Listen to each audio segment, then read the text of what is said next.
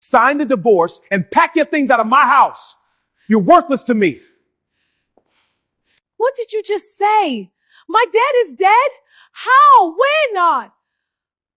After divorce, she inherits her dad's fortune and returns. Ex-husband was shocked.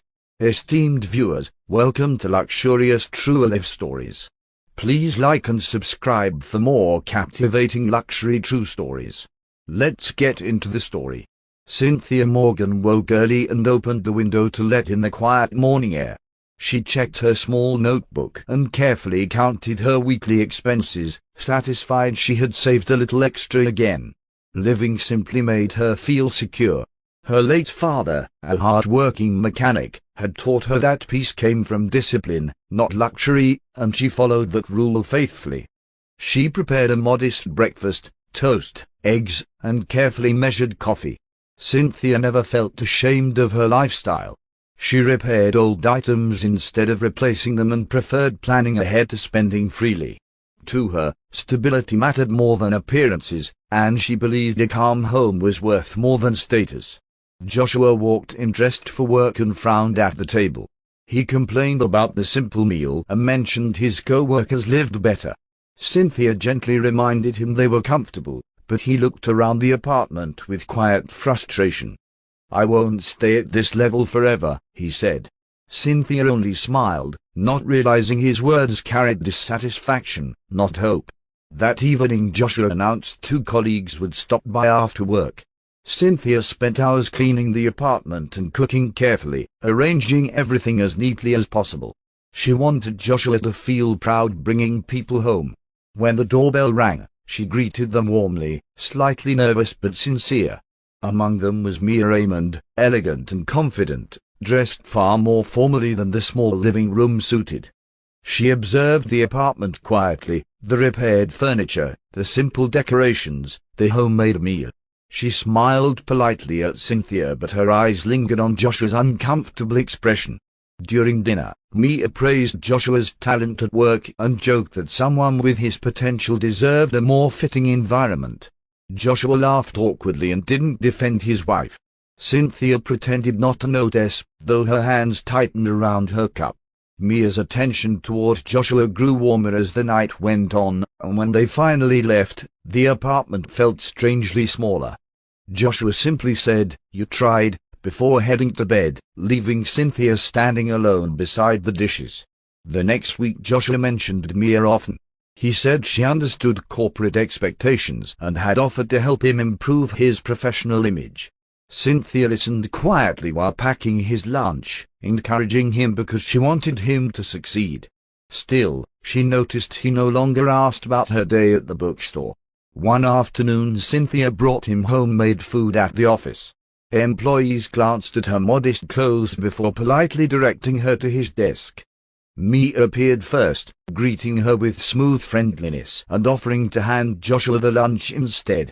She commented lightly that executives usually ate with clients, not packed meals, then smiled as if it were harmless advice.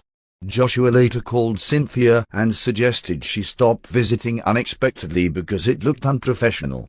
His tone was calm but distant. Cynthia apologized immediately, though she felt she had done nothing wrong.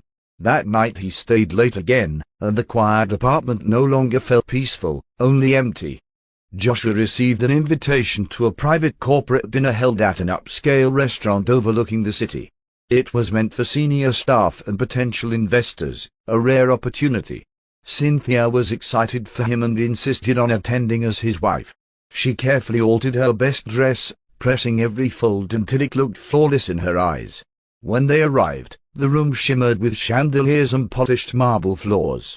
Cynthia felt slightly out of place but remained composed, greeting everyone politely. Conversations flowed about investments, overseas partnerships, and luxury travel. Mia moved confidently among the guests, dressed elegantly, laughing easily at Joshua's remarks.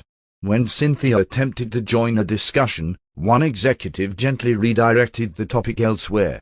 Joshua noticed the subtle reactions. Instead of reassuring her, he leaned toward Mia, allowing her to guide him through conversations. At one point Mia whispered something that made him laugh while Cynthia stood alone near the balcony. On the ride home, Joshua said softly, "You don't really fit in those spaces." Cynthia stared out the window, her reflection faint against the city lights, and said nothing.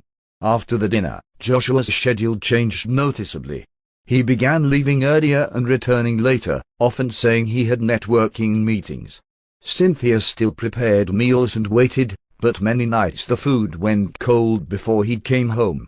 When she asked, he answered briefly and went straight to his phone. Mia's name appeared more frequently in his conversations. He said she was helping him understand investors and guiding him toward promotion. Cynthia encouraged him sincerely, though she felt conversations between them becoming formal, almost polite rather than warm. Their small apartment no longer held shared laughter, only routine exchanges. One night she suggested they spend the weekend together like before. Joshua hesitated, then explained he had a corporate gathering he couldn't miss. He added she probably wouldn't enjoy it anyway. Cynthia nodded gently, hiding disappointment, while Joshua returned to messaging someone, the faint glow of his screen lighting his distant expression. Joshua's promotion review approached, and pressure followed him home. Cynthia tried to support him in small ways, ironing his shirts carefully, revising his presentation slides late at night, reminding him to rest. She believed love meant standing beside someone quietly. But Joshua had started measuring everything against something else. At dinner one evening, he mentioned how Mia handled investor questions confidently and how effortlessly she blended into executive circles. "She understands ambition," he said, almost absent-mindedly. Cynthia smiled faintly and replied that everyone had different strengths. He looked at her for a moment and then said, "That's the problem. We're too different." The words settled heavily between them. Cynthia asked softly if he felt unhappy. Joshua avoided her eyes and spoke about growth, image, and long-term success. He never accused her directly, but every sentence suggested she was slowing him down. That night they slept on opposite sides of the bed, separated not by space but by something colder. Cynthia marked the date quietly in her notebook weeks earlier. Their wedding anniversary mattered to her, even if things felt strained. She prepared his favorite dinner, placed 2 candles on the small table, and wore the same dress she had worn on their first year together. She waited patiently as evening turned darker. Joshua never arrived. Her calls went unanswered. Hours later she saw photos online from a luxury gala, investors, champagne glasses, and Joshua standing beside Mia, both smiling confidently for cameras. Cynthia stared at the screen until it blurred. The candles burned low before she finally blew them out herself. Joshua returned close to midnight, still wearing the same suit. When she asked softly if he remembered the date, he paused, then looked irritated. "Cynthia, tonight was important for my career. You're being dramatic." His words were calm but sharp. She nodded slowly, clearing the untouched plates without another argument. Something inside her shifted quietly. The next days were unusually silent. Cynthia stopped asking where Joshua went, and he stopped explaining. One evening he spoke carefully, choosing words as if preparing a presentation rather than a conversation. He said successful people sometimes needed different lifestyles and partners who understood certain expectations. Cynthia listened, confused but calm. He explained that investors judged personal image and relationships, and Mia had introduced him to circles he couldn't enter before. He insisted nothing improper was happening, yet every sentence pushed the same idea: she didn't belong in the future he was building. She asked one question: "Are you saying I'm holding you back?" Joshua didn't answer directly. He only said life required difficult decisions. The meaning was clear even without the words, and the room felt colder than before. 2 days later Joshua placed an envelope on the table before leaving for work. Cynthia opened it slowly and found the divorce papers neatly prepared. There were no angry words written, only formal sentences about incompatibility and separate paths. She sat quietly for a long time, reading each line twice as if they might change. When Joshua returned that night, she had already signed. He seemed surprised she didn't argue or cry. She simply asked when he wanted her to move out. His relief showed briefly before he hid it behind politeness, saying it would be easier if it happened soon. The conversation ended almost as quickly as it began. Cynthia packed only essentials into one suitcase: clothes, her notebook, and a framed photo. She hesitated before turning face down. She left the keys on the table and thanked him softly for the years they shared. As the door closed behind her, the hallway echoed, and for the first time she stepped forward with nowhere certain to go. Cynthia entered a small room on the edge of the city and began searching for extra shifts at the bookstore. The days felt unfamiliar but quiet. She focused on routine, telling herself she would rebuild slowly. Then one afternoon, her phone rang from an unknown number. The voice on the line was calm and professional. A legal representative informed her that her father had passed away unexpectedly. Cynthia froze, confused, because she believed her father had died years earlier after a brief illness. The caller clarified carefully: the man she believed to be her late father had been protecting a larger truth. Official documents now required her presence at a private legal office. Shaken, she arrived the next morning. Inside a polished conference room, lawyers presented sealed documents and company records. They revealed her father was not a simple mechanic, but the founder of a powerful corporate empire. He had hidden his wealth to protect her from pressure and threats tied to his industry. Cynthia listened in disbelief as they confirmed she was the sole heir. The empire, including the corporation where Joshua worked, now legally belonged to her. The legal team spent hours explaining documents, signatures, and responsibilities. Cynthia listened carefully, still trying to understand how the life she knew had existed beside something this vast. They showed her company structures, international branches, and executive hierarchies. At the top of every chart was the founder, her father, and directly beneath it now appeared her name. She was informed that the board had already scheduled an official leadership transition meeting. Until then, her identity had been kept confidential as instructed in her father's final directive. The company required stability, and the announcement would introduce her as the new CEO. Cynthia agreed quietly, though her thoughts felt distant. That evening she stood outside the corporate headquarters, staring at the tall glass building she had once visited only to deliver lunch. The doors reflected her image, the same person, yet placed in a completely different position. Tomorrow she would not enter as a visitor but as the one in charge.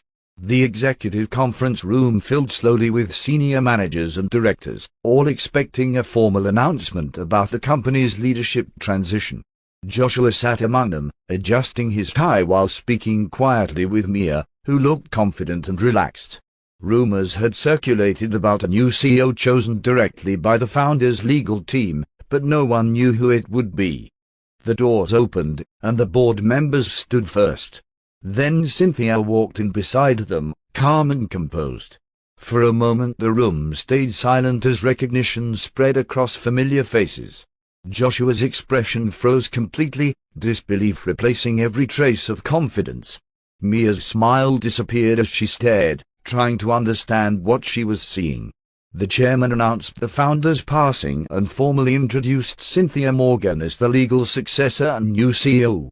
Papers were placed before her, and she signed with steady hands. Joshua remained motionless, unable to speak, while Cynthia simply acknowledged the room professionally, not once looking directly at him. After the meeting, conversations filled every hallway. Employees whispered in disbelief, recalling the quiet woman who once stood at reception holding a lunch bag. Now she moved through the corridors accompanied by senior executives, reviewing schedules and departments with calm attention. Her tone remained polite but firm, giving instructions clearly without hesitation. Mia recovered quickly and began speaking privately with several managers, suggesting sudden leadership changes might disrupt operations. She framed her concerns as loyalty to the company, though her real goal was doubt. Joshua, still unsettled, avoided direct contact with Cynthia, unsure how to approach someone he had dismissed only days before. By afternoon, Cynthia requested departmental reports, including financial summaries from Mia's division. The request sounded routine, yet Mia's composure tightened for the first time. Cynthia continued working steadily, showing no emotion, but the atmosphere around the office had shifted completely. Cynthia spent the evening in her new office reviewing digital records and printed statements. She approached the work carefully, the same way she once balanced her small household budget. Patterns began appearing, transfers split into small amounts, contracts routed through unnecessary intermediaries, and approvals signed under unusual urgency. The next morning she asked the finance department for clarification. Some explanations were reasonable, but others contradicted official timelines. She remained calm and requested complete transaction histories for the last year. The staff complied, surprised by how precisely she understood details despite being new to the role. Across the building, Mia learned about the extended audit request. She reassured Joshua it was routine, yet her tone carried tension. Cynthia continued comparing files quietly, marking certain entries without accusation. By late afternoon she had identified a consistent trail of irregular activity leading back to one department. With the full records delivered, Cynthia organized every transaction chronologically. The discrepancies formed a clear sequence: funds moved through shell vendors, then redirected before project completion. Each approval was structured carefully to appear legitimate, yet the timing always matched deals handled under Mia's supervision. She called for a closed internal review with legal and compliance officers. The discussion remained confidential. Documents spread across the table as they confirmed the pattern pointed to deliberate manipulation rather than error.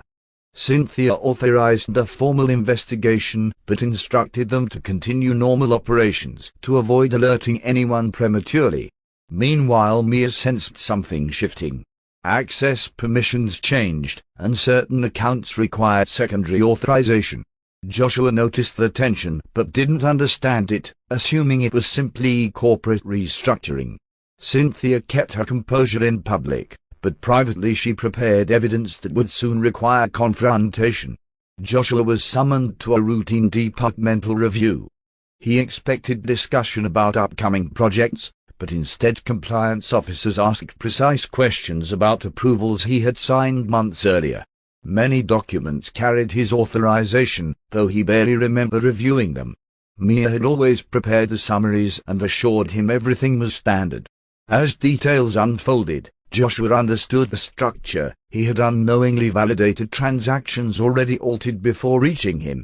His promotion opportunities, the investors Mia introduced, even certain contracts had depended on his signature giving legitimacy. The realization settled heavily. He had been used as credibility rather than partner. After the meeting he confronted Mia privately. She dismissed his concerns calmly, insisting investigations were normal during leadership change. But for the first time Joshua noticed inconsistencies in her explanations. Confidence drained from his voice, replaced by uncertainty, while Mia's composure appeared forced. Knowing the audit was tightening, Mia acted quickly. Late that evening she accessed her office intending to remove certain files and overwrite stored records. The building was nearly empty, lights dimmed to night mode, and security staff monitored quietly from the lobby. As she connected a drive to her computer, access suddenly locked. The screens displayed restricted authorization warnings, and security officers entered within minutes. Cynthia had anticipated the move and ordered silent monitoring after noticing unusual login attempts. Every action Mia took was recorded. In the conference room shortly after, the evidence was presented clearly: transaction trails, altered invoices, and attempted deletion logs. Mia's confidence finally broke under the weight of proof. Joshua stood nearby, silent and pale, realizing how completely he had been involved without understanding.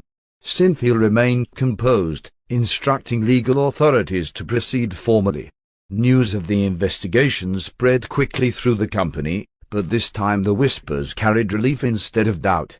Employees saw Cynthia handling the situation calmly, explaining policy updates and reinforcing transparent procedures. Departments that once hesitated now responded openly, and daily operations became smoother than before. She walked through offices speaking directly with staff, asking practical questions about workflow and challenges. People who had barely noticed her presence in the past now greeted her with genuine respect. Her decisions were steady, never harsh, and she listened more than she spoke. Joshua watched these changes quietly. The same woman he had considered unsuited now managed the entire organization with clarity he struggled to match. The realization wasn't dramatic, it was slow and undeniable, settling deeper each day he observed her leadership. Joshua requested a private meeting through official channels. Cynthia agreed and received him in her office during working hours. The conversation was formal at first, both seated across the desk that now defined their distance. He struggled to begin, then finally admitted he had misjudged her completely. He spoke about ambition clouding his judgment and how easily he had followed appearances instead of loyalty. There was no attempt to justify the divorce, only regret. Cynthia listened quietly, hands folded, her expression calm but distant. When he finished, the silence felt longer than the apology. She thanked him for his honesty and wished him well in his future career. Nothing more. No anger, no bitterness, only closure. Joshua understood then that forgiveness did not always mean return, and he left the office knowing the past would remain where it ended. Weeks later the company moved forward steadily under Cynthia's direction. Projects resumed, partnerships strengthened, and stability replaced uncertainty. She no longer felt overwhelmed by the responsibility. Instead it became part of her daily rhythm, handled with the same careful focus she once gave to her small household lists. Outside work, she chose a new apartment closer to the park, bright and simple despite her wealth. She kept her habits, morning walks, organized schedules, quiet evenings, but now they were choices rather than necessities. The past no longer followed her.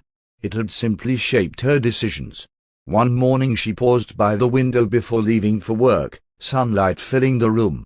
Her life had changed completely, yet she remained herself, only stronger and certain. She picked up her bag and stepped outside, not returning to what was lost but continuing toward what she would build next. As this story comes to an end, remember that behind every luxury lies a truth few ever see. If this story moved you, support the channel by liking, sharing, and subscribing. Until the next unforgettable true story, stay inspired and stay curious.